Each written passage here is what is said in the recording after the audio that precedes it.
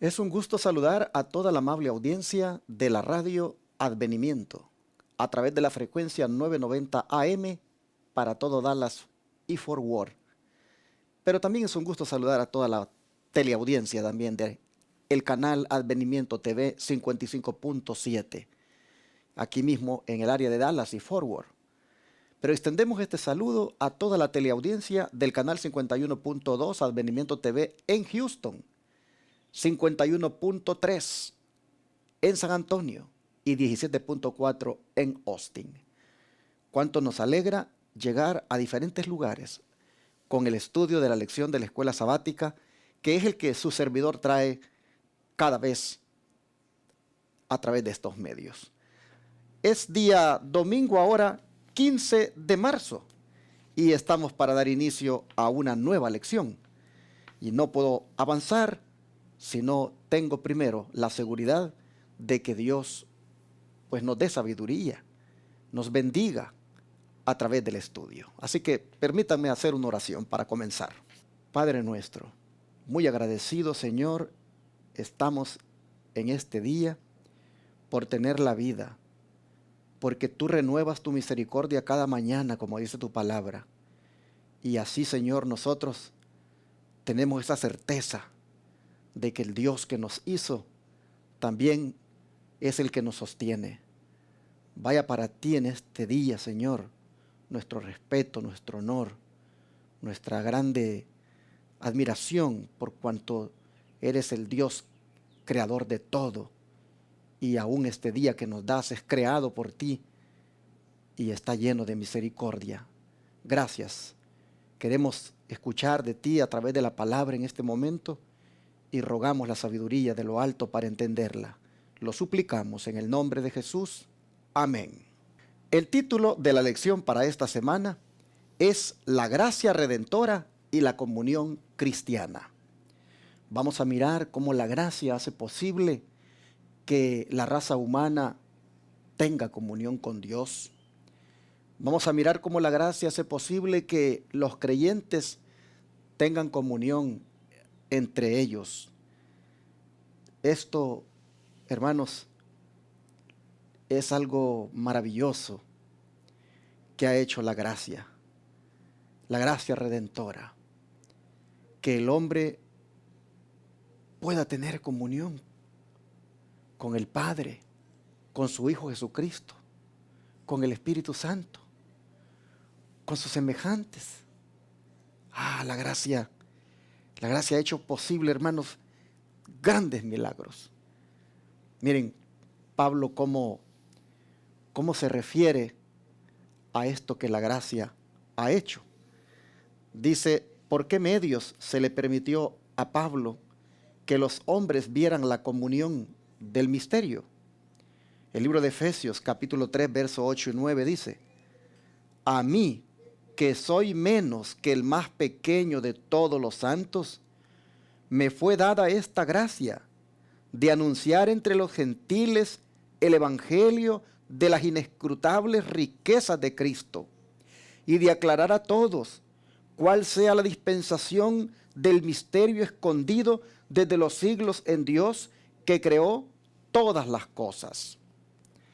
Noten ustedes que Pablo está aquí primeramente presentándose como el más pequeño de todos los santos. Es decir, él reconoce su indignidad de tan grande privilegio de haber sido escogido para anunciar las buenas nuevas del Evangelio. Dice que esto solo ha sido posible por la gracia. Ha sido la gracia, dice, la que le ha hecho a él prácticamente un predicador, alguien que anuncia las verdades del Evangelio a los gentiles. Este Evangelio él lo describe como algo inescrutable, como algo insondable, algo que todavía no se ha logrado comprender plenamente. Él lo menciona como el Evangelio de las inescrutables riquezas de Cristo. Son superabundantes las bendiciones, mis hermanos, que se encuentran en el Evangelio. Son tan abundantes, tan profundas, tan inmensurables, que el hombre no ha podido penetrarlas completamente ni extraerlas totalmente. Pero bueno, aún así, Pablo dice, yo siendo el más pequeño, el más, digámoslo así, indigno de todos los santos, me es dada, dice, por la gracia, esa bendición de anunciar estas inescrutables riquezas y de aclarar también, dice, a todos la dispensación del misterio, es decir, la administración del misterio, el compartir el misterio escondido desde los siglos en Dios. Es que la verdad es que un misterio es algo que no se logra comprender plenamente, que no se ha podido descifrar plenamente. Y aunque, hermanos, hay mucha revelación en la Escritura y tenemos mucha evidencia del grande amor de Dios, todavía, hermanos, todavía esto es tan inescrutable, tan insondable, es un misterio que todavía no hemos llegado a la profundidad del discernimiento de lo que ha sido Dios para con la raza humana, de lo que ha hecho por nosotros. Pero así Pablo, de esa manera, al anunciarle a los gentiles las buenas nuevas, él buscaba que los gentiles pudieran tener esa comunión con el Padre, así como Pablo la había conseguido. Interesante. ¿Por qué Pablo? ¿Por qué fue Pablo la persona que Dios escogió para anunciar el evangelio de las inescrutables riquezas de Cristo a los gentiles? ¿Por qué Pablo y no otro? Bueno, es más, ¿por qué no los ángeles? El don profético dice, ¿por qué? Dice que Dios no escoge para que sean sus representantes entre los hombres a ángeles que nunca cayeron, sino a seres humanos, a hombres de pasiones semejantes a las de aquellos a quienes tratan de salvar. Por eso fue Pablo el indicado para llevar el evangelio a los gentiles. Alguien que tenía pasiones semejantes a las de los gentiles. Y para que pudiera él entender muy bien la manera de cómo presentarles el mensaje y estos lo comprendieran, tenía que ser Pablo el representante. Bueno, dice que Cristo se humanó a fin de poder alcanzar a la humanidad.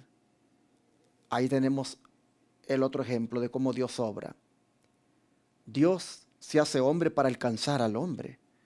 Dice, se necesitaba un Salvador a la vez divino y humano para traer salvación al mundo. Noten que fuera divino y humano. Y a los hombres y mujeres ha sido confiado el sagrado cometido de dar a conocer las inescrutables riquezas de Cristo. Tal como usó a Pablo el Señor para eso, usa también ahora hombres y mujeres. Dice, en su sabiduría, el Señor pone a los que buscan la verdad en relación semejantes suyos que conocen la verdad. Es plan del cielo que los que han recibido la luz la impartan a los que están todavía en tinieblas. La humanidad, sacando eficiencia de la gran fuente de sabiduría, es convertida en instrumento, agente activo, por medio del cual el Evangelio ejerce su poder transformador sobre la mente y el corazón. Esta declaración la he leído de los Hechos de los Apóstoles, página 109, el libro inspirado de la hermana Elena White. Ustedes pueden ver que aquí prácticamente da a entender la razón de por qué tenía que ser Pablo la persona indicada para dar a conocer las inescrutables riquezas del Evangelio de Cristo. Porque Dios así ha trabajado siempre. Porque Dios siempre se ha valido de hombres y mujeres con pasiones semejantes a las de aquellos a quienes hay que salvar. Así, hermanos, el Señor lo hace para que esa comunión se pueda volver a dar entre el hombre y Dios. Esa comunión de manera que pueda llegar el hombre a ser uno con Cristo. Es a través de la gracia, es a través del Evangelio como que eso puede darse, Bueno, voy aquí a leer la segunda pregunta, porque son 3 preguntas las de este día en la lección. Y es cómo describe Pablo el misterio revelado a través de la predicación del Evangelio. Y en Colosenses, capítulo 1, versículo 27, dice, Colosenses 1:27, a quienes Dios quiso dar a conocer las riquezas de la gloria de este misterio entre los gentiles, que es Cristo en vosotros, la esperanza de gloria. A ver, hermanos, ¿cómo describe Pablo el misterio revelado a través de la predicación del Evangelio? Según vemos aquí, como esperanza de gloria. Así describe Pablo el misterio revelado a través de la predicación del Evangelio, como esperanza de gloria. Y es que, hermanos, solamente a través del Evangelio, a través de las buenas nuevas de salvación, a través del grande amor de Dios manifestado en ese Evangelio, a través de la salvación provista por Jesús, solamente así nosotros realmente podemos, como dice aquí la lección, tener la esperanza de gloria, es decir, la esperanza de ser glorificados un día, la esperanza de compartir un día la gloria con Jesús. Dice aquí el don profético en Fundamentos de la Educación Cristiana, página 263. Si Cristo se forma en el interior, la esperanza de gloria, entonces la verdad de Dios actuará con vuestro temperamento natural, que su agencia transformadora se revelará en un carácter transformado. Así que, hermanos, si bien es cierto la esperanza de gloria, uno puede interpretarla como aquel día cuando compartamos la gloria con Cristo, esto también se puede comenzar a experimentar ya con ese carácter del Señor que se va impregnando en aquel que tiene esa comunión con Él, de tal manera que el temperamento natural va siendo transformado al punto de que llegue a revelar plenamente el carácter de Cristo en su vida. Nosotros podemos ver entonces de que el misterio revelado a través de la predicación del Evangelio es una esperanza de gloria, de un cambio de carácter y también de la gloria que hemos de compartir con Cristo. La última pregunta de hoy dice, ¿a qué fueron llamados los creyentes de Corinto? Y en 1 Corintios 1:9 nosotros encontramos lo siguiente. 1 Corintios 1:9 dice la palabra así: fiel es Dios, por el cual fuisteis llamados a la comunión con su Hijo Jesucristo, nuestro Señor. Aquí tenemos un texto bien claro que tiene la relación directa con el título de la lección de la semana. Pues dice que hemos sido llamados a tener comunión con nuestro Señor Jesucristo. Dios nos llamó, hermanos, de las tinieblas para que nosotros tengamos comunión con el Señor. Dice el don profético, en una cita que está en la Review and Herald del 16 de mayo de 1907, que el verdadero cristiano vive con las ventanas del alma abiertas hacia el cielo. ¿Quién? El verdadero cristiano. Vive en comunión con Cristo. Su voluntad está conformada a la voluntad de Cristo.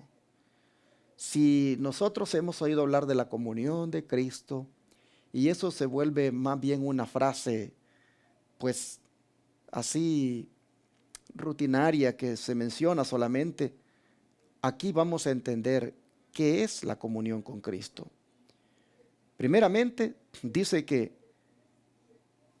la voluntad está conformada a la voluntad de Cristo, de el que vive en comunión con Él. Dice, su deseo máximo es llegar a ser más y más semejante a Cristo, para que pueda decir con Pablo, con Cristo estoy juntamente crucificado, y ya no vivo yo, mas vive Cristo en mí. Esto, hermanos, es tener comunión con el Señor. Llegar a decir como Pablo que ya no vivimos nosotros, sino que Cristo vive en nosotros. Es decir, tenemos comunión con Él porque Él vive en nosotros. Dice, la única forma de ganar paz y gozo es tener una relación viviente con aquel que dio su vida por nosotros. Es la única forma, hermanos. La verdadera paz y gozo es el producto de la relación viviente con el Señor que dio su vida por nosotros, que murió, dice, para que pudiéramos vivir y que vive para unir su poder con los esfuerzos de los que se esfuerzan por vencer. La santidad, dice, es una constante armonía con Dios. No nos esforzaremos por ser aquello que Cristo tanto quiere que seamos, cristianos de hecho y de verdad, para que el mundo pueda ver en nuestra vida una revelación del poder salvador de la verdad. Pregunta, ¿no nos esforzaremos por ser aquello que Cristo tanto quiere que seamos? Es decir, cristianos hechos y de verdad. Este mundo, dice, es nuestra escuela preparatoria. Mientras estemos aquí, nos encontraremos con pruebas y dificultades. El enemigo de Dios continuamente procurará apartarnos de nuestra lealtad, pero estaremos seguros mientras nos aferremos de aquel que dio su vida por nosotros. Así, hermanos, vemos que la comunión con Cristo es a lo que hemos sido llamados, y esta solo es posible por la gracia. Esta solo es posible a través del evangelio de las inescrutables riquezas de Cristo. Esto, hermanos, trae como resultado también que la esperanza de gloria la comencemos a experimentar ya en la transformación de un carácter tosco como el que tenemos a uno semejante al de Cristo. Comunión con el Señor es lo que necesitamos, hermanos. No fue así nomás que Cristo vino a morir. No es así nomás que el Evangelio se nos ha sido predicado. El Señor ha utilizado diferentes personas para que nosotros lleguemos a entender esto. A veces ha usado a un pariente nuestro, a veces ha usado a un amigo, a veces ha usado a un hermano que nos ha tocado a la puerta o nos ha regalado por ahí alguna revista. El Señor ha usado personas como nosotros, sujetas a pasiones como nosotros. El Señor las ha usado para que en alguna forma nosotros vengamos a esta comunión con Cristo, que no es otra que dejar que la voluntad la transforme Él y llegar a ser más y más semejantes a Él, al punto que digamos, ya no vivimos nosotros, sino que Cristo vive en nosotros. Vamos a orar y a pedirle al Señor que esto lo podamos experimentar ahora mismo. ¿Qué les parece? Padre nuestro, el llamado que nos haces en tu palabra es noble y algo, Señor, que necesitamos nosotros experimentar, como es la comunión con Jesús. Una comunión que ha sido posible a través de la gracia, a través de las inescrutables riquezas del Evangelio de Cristo. Una comunión que trae como resultado prácticamente experimentar una esperanza de gloria. Y Padre, sabemos que todo esto involucra una transformación en la vida, una manera de vivir, Señor, donde pueda uno decir que ya no vive uno, sino que Cristo vive en uno, siendo que esta es la norma elevada que tú nos has puesto este día para que la comprendamos. Entonces, Señor, nos ponemos en tus manos y te rogamos que justamente a partir de ahora nosotros tengamos una íntima comunión contigo, que estemos tan unidos tú y nosotros que podamos decir que tú ya vives en nosotros y ya no vivimos nosotros. Oh Señor, qué grande es ese privilegio, llegar a decir esas palabras porque de verdad se viven, porque la voluntad ha sido entregada a ti y transformada por ti. Así que, Señor, aquí está nuestra petición ahora, pidiéndote que esto pueda ser real en nosotros, rogándote, Padre, que efectivamente ahora la comunión contigo no quede solamente en una teoría, sino en algo práctico.